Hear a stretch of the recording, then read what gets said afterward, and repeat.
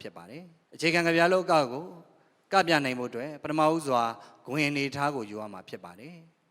ဂဝင်နေထားယူဖို့အတွက်ဖနှောင်းတစ်ခုအကွာဝေးကိုတထွာယူရမှာဖြစ်ပါတယ်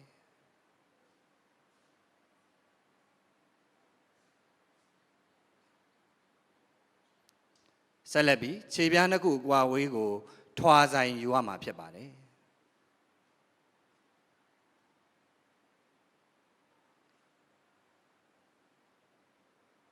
ဆက်လက်ပြီးဒူးနှစ်ခုအကွာဝေးကိုတထောင်ယူရမှာဖြစ်ပါတယ်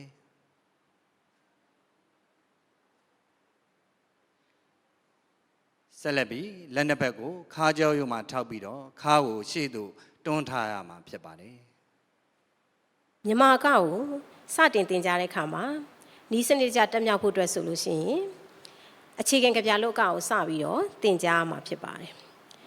မြန်မာကမှာအခြေခံကကွင်ရှိပါတယ်အမျိုးသမီးအခြေခံကကွင်ခဲမယ်ဆိုလို့ရှိရင်ဖနှောင်းနှစ်ခုကြားအကွာဝေးတမိုက်ထားမှာဖြစ်ပါတယ်တမိုက်ပါဖနှောင်းနှစ်ခုကြားမှာထည့်ပြီးတော့တိုင်းရမှာဖြစ်ပါတယ်ခြေပြားထိပ်နှစ်ခုကြားအကွာဝေးကတော့တထွာတမိုက်ဖြစ်ပါတယ်တထွာတမိုက်ပါခြေပြားထိပ်နှစ်ခုကြားကိုဝင်အောင်တိုင်းရမှာဖြစ်ပါတယ်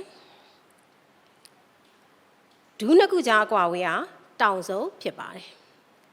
တောင်စုပ်ပါဒူးနှစ်ခုကြားမှာတိုင်းမှာဖြစ်ပါတယ်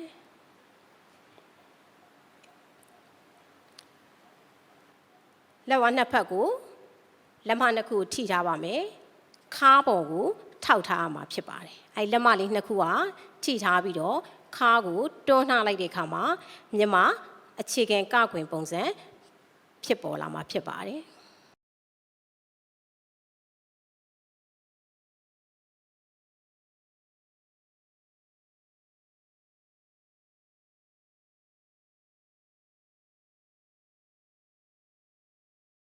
မေထိုးကကိုကပြရတွင်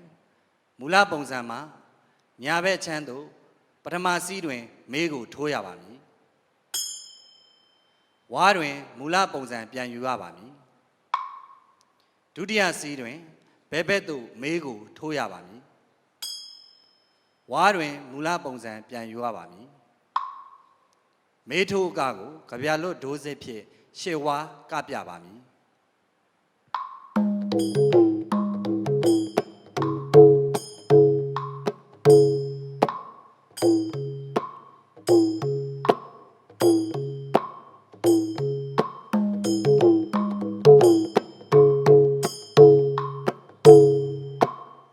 မေးထိုးကကို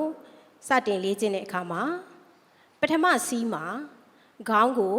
ဘယ်ဘက်ကိုဆောင်းပြီးတော့ညာဘက်ကိုမေးထိုးရပါမယ်ဝါမှာမူလပုံစံပြန်ယူရပါမယ်ဒုတိယစီးမှာခေါင်းကိုညာဘက်ကိုဆောင်းပြီးတော့မေးကိုဘယ်ကိုထိုးရပါမယ်ဝါမှာမူလကွင်ပုံစံပြန်ယူရပါမယ်မေးထိုးအကကိုကြပြလွတ်ဒိုးနဲ့ရှစ်ဝါကပြမှာဖြစ်ပါတယ်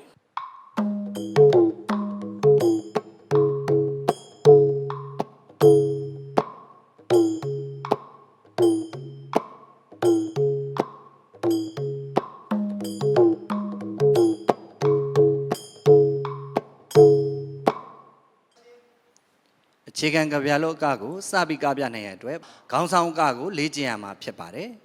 ခေါင်းဆောင်ကမှာပထမစီးမှာခေါင်းကိုညာဘက်သို့စောင်းရမှာဖြစ်ပါတယ်ဝါမှာခေါင်းကိုတဲ့တဲ့ပြန်ကြည့်ရမှာဖြစ်ပါတယ်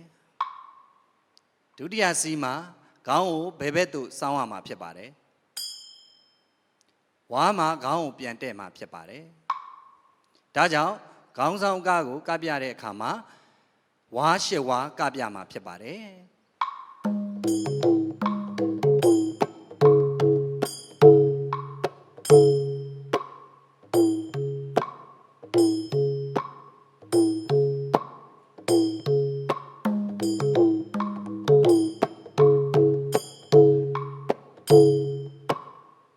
ခေါင်းလေ့ကျင့်ငယ်ကိုစတင်တဲ့အခါမှာ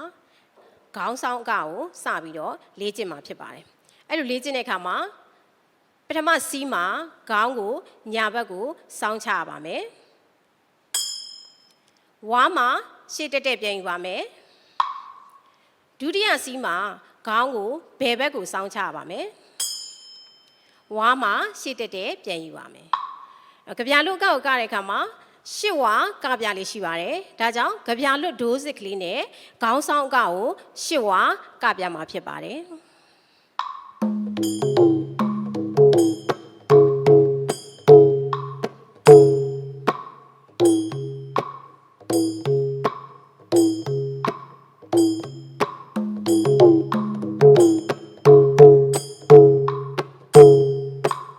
ခေါင်းလှည့်အကောက်ကိုလေ့ကျင့်တဲ့အခါမှာပထမစီးမှာညာဘက်သို့ခေါင်းကိုလှည့်ရမှာဖြစ်ပါတယ်ဝါမှာခေါင်းကိုရှေ့တက်တဲ့သို့ပြန်တက်ရမှာဖြစ်ပါတယ်ဒုတိယစီးမှာခေါင်းကိုဘယ်ဘက်သို့လှည့်ရမှာဖြစ်ပါတယ်ဝါမှာခေါင်းကိုရှေ့သို့တက်တဲ့ပြန်လှည့်ရမှာဖြစ်ပါတယ်ခေါင်းလှည့်အကောက်ကိုလည်းဝါရှစ်ဝါကပြမှာဖြစ်ပါတယ်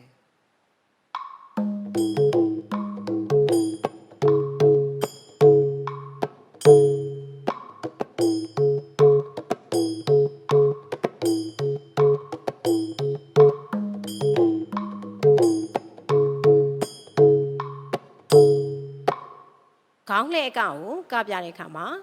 ပထမစီးမှာခေါင်းကိုညာဘက်ကိုလှည့်လိုက်ပါမယ်ဝါမှာရှေ့တက်တက်ပြန်ကြည့်ပါမယ်ဒုတိယစီးမှာခေါင်းကိုဘယ်ဘက်ကိုလှည့်ပါမယ်ဝါမှာရှေ့တက်တက်ပြန်ကြည့်ပါမယ်ကြပြလွတ်ဒိုးစစ်နဲ့ရှစ်ဝါကပြမှာဖြစ်ပါတယ်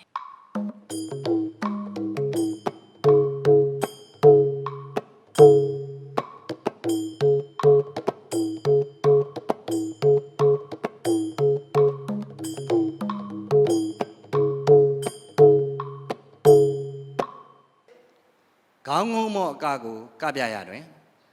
မူလပုံစံအနေထားမှာပထမစီးတွင်ခေါင်းကိုအောက်သို့ငုံရပါမည်ဝါတွင်မူလပုံစံပြန်လည်ထားရှိရပါမည်ဒုတိယစီးတွင်ခေါင်းကိုအပေါ်သို့မော့ရပါမည်ဝါတွင်မူလပုံစံနေရာသို့ပြန်လည်၍ထားရပါမည်ခေါင်းငုံမော့အကကိုကြပြလွတ်ဒိုးစစ်ဖြင့်ရှေဝါကပြပါမည်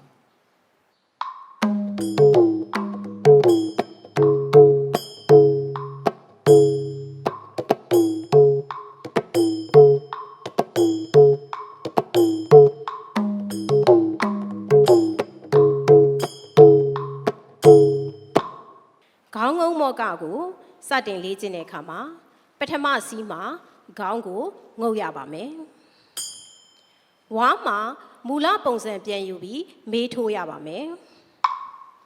ဒုတိယစီးမှာခေါင်းကိုမော့ရပါမယ်ဝါမှာမူလပုံစံပြန်ယူပြီးမေးထိုးရပါမယ်ခေါင်းငုံမော့အကောက်ကိုကြပြလွတ်ဒိုးနဲ့ရှစ်ဝါကပြမှာဖြစ်ပါတယ်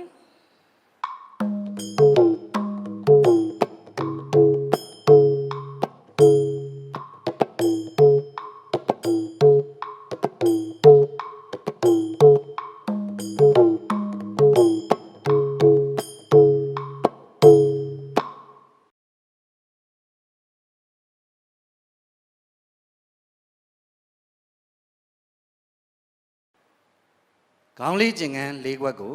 တစ်ဆက်တည်းကပြပါမည်မေထို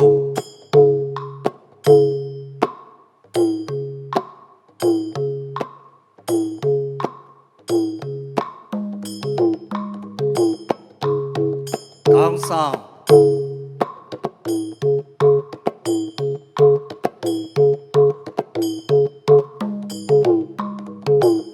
ခေါင်းလှည့်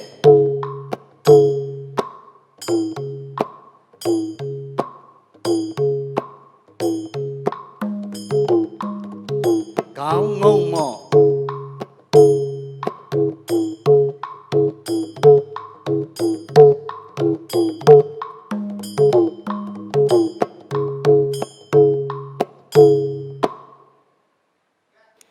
အခြေခံခေါင်းတင်တဲ့၄ခွက်ကိုပေါင်းပြီးတော့ကပြမှာဖြစ်ပါတယ်ဒီလိုကပြတဲ့အခါမှာကခွက်တစ်ခွက်ကို၈ဝါးစီကပြမှာဖြစ်ပါတယ် မေးထိုး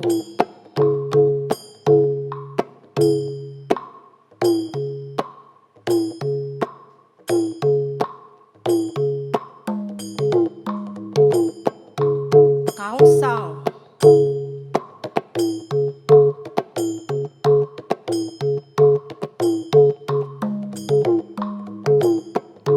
ခေါင်းလှည့်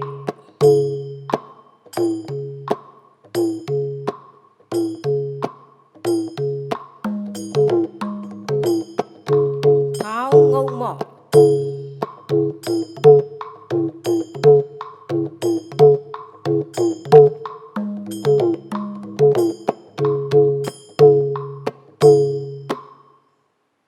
အခြေခံခေါင်းတင်တဲ့၄မျိုးကိုအမျိုးသားအမျိုးသမီးပေါင်းပြီးတော့ကြပြလွတ်ဒိုးစင်နဲ့ကပြမှာဖြစ်ပါတယ်ဒီကမှာလည်းကကွက်တစ်မျိုးကိုရှစ်ဝါကပြမှာဖြစ်ပါတယ်မေးထိုး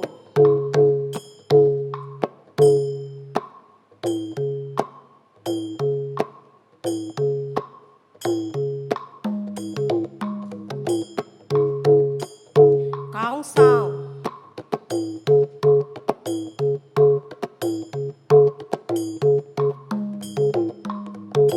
ခေါင်းလှည့်